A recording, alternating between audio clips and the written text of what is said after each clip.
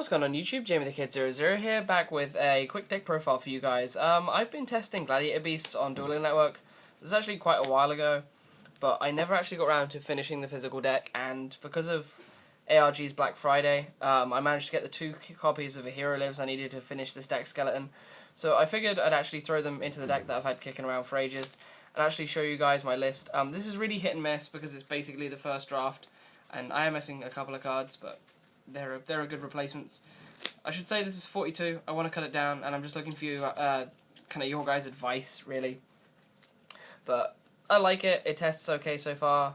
It's a bit, if the offensive play doesn't get pulled off, it kind of loses. But it's a fun deck.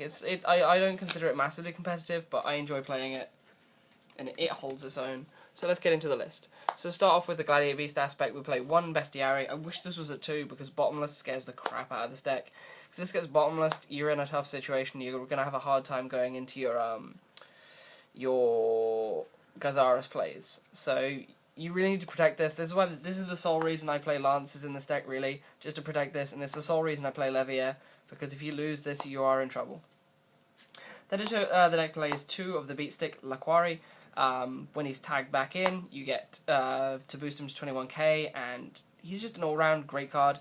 Allows you access to Heraklinos. It's just an all-round staple for this deck. I wouldn't play 3. I wouldn't play any GBs in 3, simply because of the consistency aspect of this deck, the fact that you can tag out to anything you want.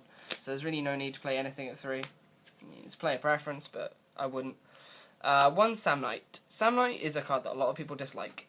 But I feel that because this deck plays very passively, it plays Wabakus and safe zones, you're able to, if you draw this anyway, just summon it and have it with a Wabaku or a safe zone behind it, and at least tag it out to get something else. But the fact that you can tag this in when you have access to ways to use this effect, or if you tag him in off of Test Tiger, you can use this effect to get your Chariot engine online by swinging into something weak, getting your Chariot online. This deck excels against windups. If windups don't get factory, and you can keep them under control, this deck is incredible against them. Then play 1 Retiari. There is so much stuff in the meta right now that you want to remove from play that it just comes into its own. I mean, it was better during things like Plant Format, or when Chaos Dragons was popular, or when the Insectors were popular. But this thing is still incredibly valid. The amount of things you can banish light targets or dark targets so your opponent can't have their BLS live if they draw into it. It's devastating against Chaos Dragons, devastating against Insectors. And it's just an all-round good card, and it's an option. Again, if you draw it, you can just sit it in front of a Wabaku or a safe zone, or attack into a defense position monster and get it off the get it out of your control, so you can get something you need.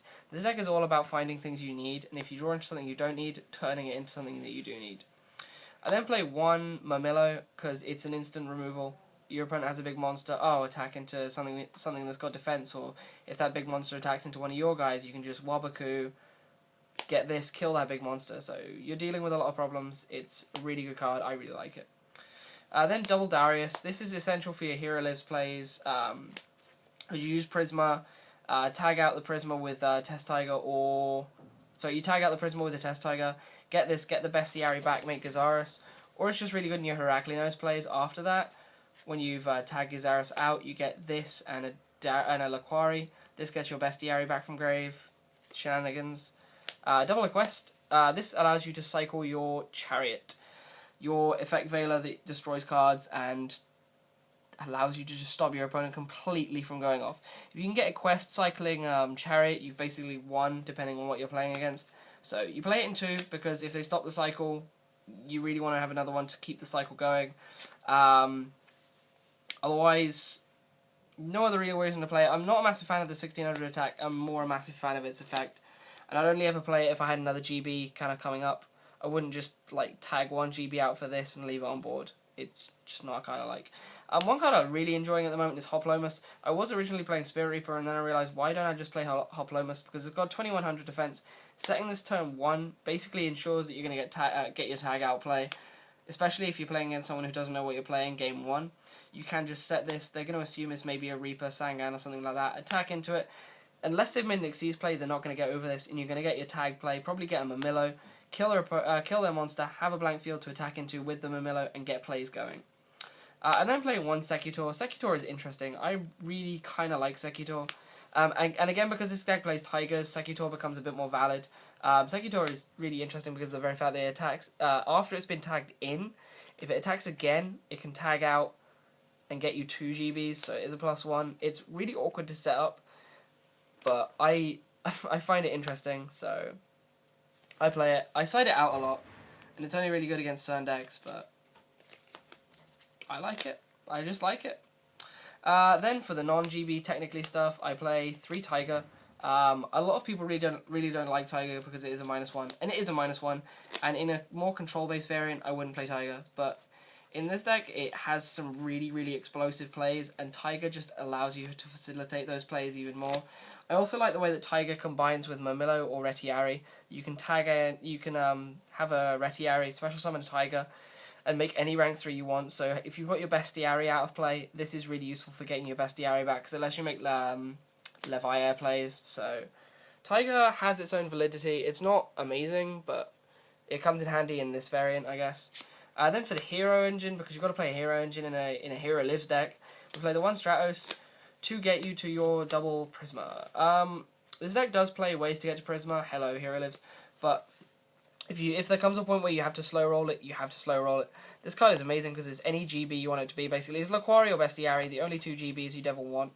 And it also it allows you to send the Laquari or the Bestiary to the grave, so that you can use your Darius to revive them later on. You can make Darius plays into either Esidari or Gizaris, so it just gives you access to loads of different plays. I really like this card. Like, I'd play it in any GB variant, but I just play it in this because you need it in this. But I definitely play 2 in any GB variant I was going to play, because it just facilitates so many plays, and I really like it.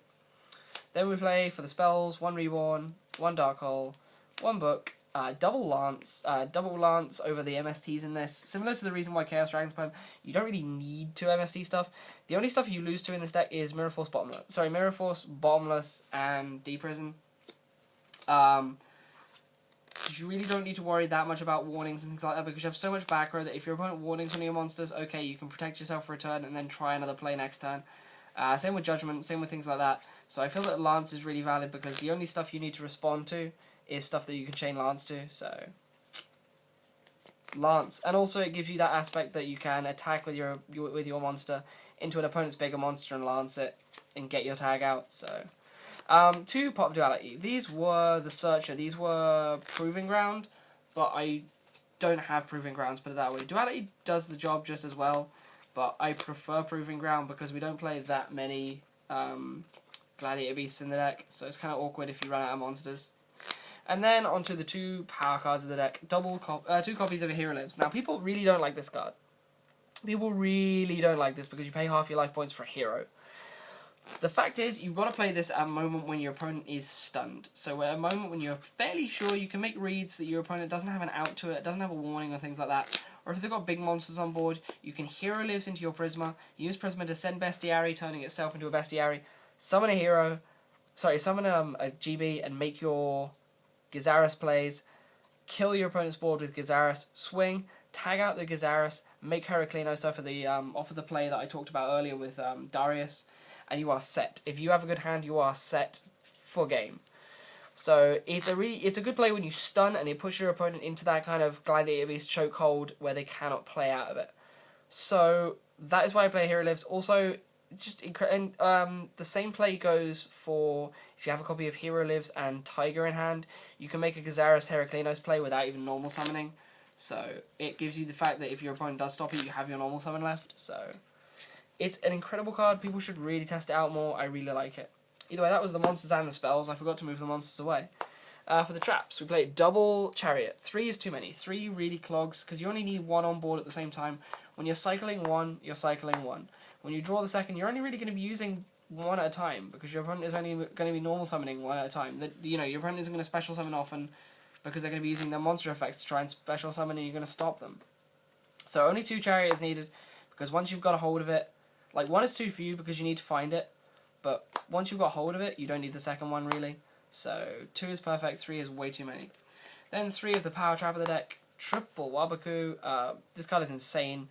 Play your monster and watch your opponent run into it and give you tag outs. Long story short, Or have your monster activate this and attack into your opponent's guy. If you need to get that guy off board that turn, you can just attack into it, get Murmillo, and kill it. But this card is insane, puts in so much work in this deck, and so does the next card I'm about to talk about. The next card I'm about to talk about is Triple Safe Zone. Safe Zone is like mini Wabaku, but it's also really quite fun, because if your opponent storms or MSTs, you can kill a monster. Because just the fact that they go, yeah, storm your backer, yes, change Safe Zone to the monster on your board, Safe Zone is destroyed, your monster is now dead. So you get to do really fun things with Safe Zone, so it's a really offensive trap as well. I mean, it puts in so much work because if your opponent attacks into your monster, you can Safe Zone your own one, so it's like a mini Wabaku. But it also allows that offensive aspect, and I don't know, I just really like it as a second Wabaku. There's nothing else I'd rather play. I don't like Deep Prisons and things like that in this deck, because it takes away attack targets. So, Safe Zones. Then I play Double Torrential, because in this deck you can recover from losing monsters, and you'd rather Torrential your opponent's big plays than not play Torrential and just have your opponent go off. Like, you'd rather lose that 1 GB on your board to stop your opponent, like, wind up OTKing you, so Double Torrential is incredibly valid in this. Double Bottomless, because it's bottomless. Double Warning, Judgment, and Road, because you play loads of traps, so Road is really valid. And if you go Hero Lives and get your second monster out, your opponent's going to try and Torrential you, so Starlight Road stops that Torrential. So, and gives you a free Stardust to go with your Gazaris. Either way, that is the main deck. Sorry if my explanations aren't that amazing. I literally just finished one of the 2 assignments I have to finish this week, and I'm absolutely drained, but we're almost there, guys.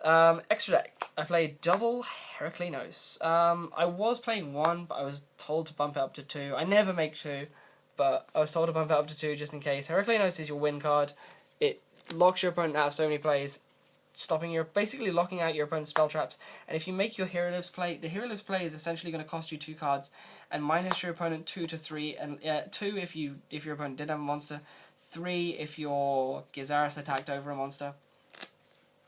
So your opponent is going to be at -3. You've only -2 for that play, so you've +1, and you're going to have 4 cards in hand if you did that in your first turn and you didn't set any back row. You usually want to set a Safe Zone behind this, because if you can play the Safe Zone behind this, your opponent can't MST it, because you're going to be locking down MSTs with his effect. So he's pretty much invulnerable with that play. But if you can get that play off, you'll usually win the game. Especially if you have Chariot. If you have Chariot and Safe Zone, you've won. But now we're getting a bit situational. But yeah, this is definitely the win card of the deck. Absolutely insane. I like playing it at 1, but 2 is a safe bet, I guess. Then we're playing double Gazaris, because this is our explosion play. I don't think 3 is necessary. You'll only really be making 1 and cycling it out. But the second one is just in case you see warning or things like that in the play. So it's just playing safe. Then we play 1 Esidari for consistency issues, because you won't always have 2 GBs that are taggable into these name guys. So this just allows you to make a 2/5 beater to put pressure on board. So it's good. It's good. That's the fusions. For the Exceeders, we play this extra deck is really weird because it's not really thought through. It's just a dueling network extra deck. For the 3s, we play Leviathan because it's 2/5. Leviair to get your bestiaries back. Zen Mains for defense. Giga Brilliant because it can boost up your guys. Long story short, Evergishki Merageist because Sangan is a beast, and you don't want your opponent searching off their combo plays. So Merageist really sorts out cards like Sangan and puts them back in the deck. Against Mermails, against Abysslin, this is great. 1 Blade Armor because we play heroes, so we play warriors, so this can be live. I consider cutting this for Excalibur, but I like Ninja at the moment. Mace Stroke for setting stuff and a defensive wall. Utopia for defensive plays and it's 2/5. Farm Path Imperative, switching stuff into attack and making it weaker so your GBs that are out alongside it can poke. And then the Stardust Dragon for the Starlight Road. Anyway guys, this has been my kind of dueling network Gladiator Beast Hero Lives deck. I know it's been really weird, it's not amazing, but I just want to hear what you guys think of it. I want to hear pointers, ideas, because it plays alright, but I feel it could play better. So if you have any ideas or any changes, please let me know. Otherwise, I will see you soon with some more content, and I've got a regionals in a couple of days, so I'll hopefully be back with a tournament diary of that. Otherwise, this has been Jamie the Kid 00. See you next time with another deck profile. Peace out, guys. Bye.